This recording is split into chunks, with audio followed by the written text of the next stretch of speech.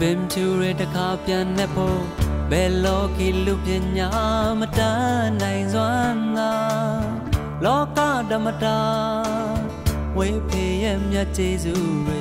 ဝေမေရဲ့မြတ်ကျေးဇူးတွေဆက်လို့မကုန်